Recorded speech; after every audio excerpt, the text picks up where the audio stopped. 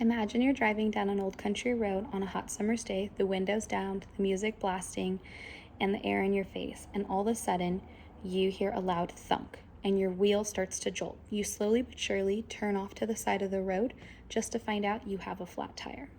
Now, you have no self service, you're in the middle of nowhere. You can't YouTube how to change a flat tire, and you can't call AAA. So, what do?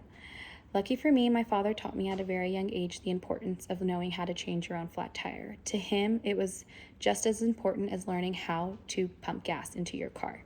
The two for him went hand in hand, and luckily enough for me, he taught me how to do it. Today, I'm going to talk about the importance of knowing how to change a flat tire independently without the assistance of AAA, YouTube, or any other roadside assistance that someone may have available to them in a normal situation.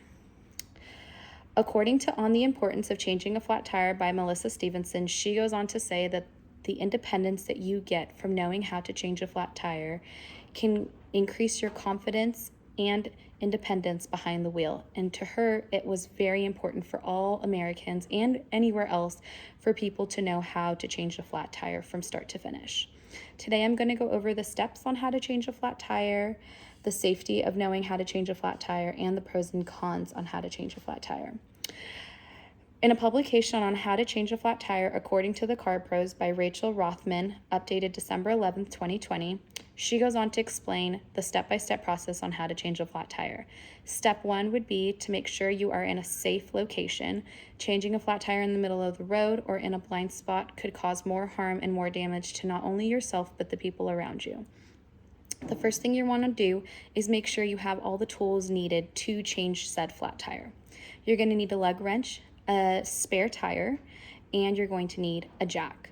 So most people in their vehicles have what we call hand jacks, but some people also sometimes carry around floor jacks, as you can see behind me. You'll also need a spare tire. Note that your spare tire will be smaller than your actual tire that you are replacing. The first thing you're going to want to do once you're in a safe location and have all the tools necessary to change your flat tire is you're going to want to loosen some of all the lug nuts on your spare tire. If you have a hubcap, you'll have to remove that, and then the lug nuts will be underneath the spare tire. You'll want to just loosen them partially. You won't be able to loosen them completely. Then you'll take your floor jack and you're going to want to jack up your car at least 6 inches off the ground to give you enough clearance to remove said floor jack, or to remove said flat tire. Once you have the car or the wheel above 6 inches from the ground, you can continue to remove those lug nuts completely that you had already previously loosened. Then you're going to want to replace it with your new tire and then just hand tighten the lug nuts onto the wheel before you lower it to the ground. Once it's lowered and touching the ground, you'll continue to tighten those nuts, and then you'll go ahead and lower the car the rest of the way down and remove the jack and put everything you have left back in your vehicle. You will have to drive slower with said spare tire, but you're at least back on the road and no longer stranded in an old country road.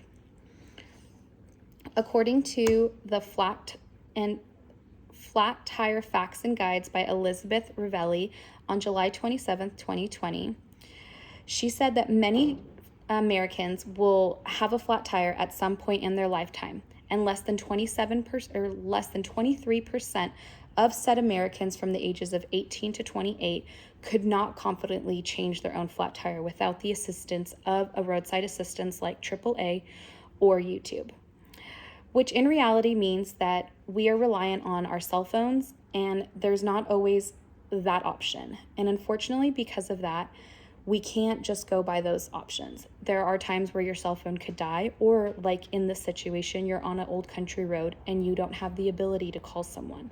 Knowing how to change your flat tire independently can also increase your independence and confidence behind the wheel. Some of the pros and cons of doing it yourself also can be saving money. By you not needing to pay extra for roadside assistance, you can save money and you can do it yourself. And so you won't have to increase your insurance by needing that extra assistance. According to the Why New Drivers Should Know How to Change Their Flat Tire by Anna Rucchetto, published on June 16th, 2019, she weighed out the benefits of knowing how to change a flat tire and again reinstated that the confidence that it gives new drivers and old drivers knowing how to change their flat tire goes it grows your independence exponentially when driving, and it is something that should be essential to all new drivers, just like reading the driver's manual from the DMV. In conclusions, I want to just reiterate how important and safety it is for you to know how to change your flat tire, and that no matter what happens, whether you have YouTube AAA or any of those other features at your fingertips, it still is always important to know how to change a flat tire on your own and how to care for your vehicle in case of an emergency or something were to happen to you where you didn't have those things available to you. Thank you so much.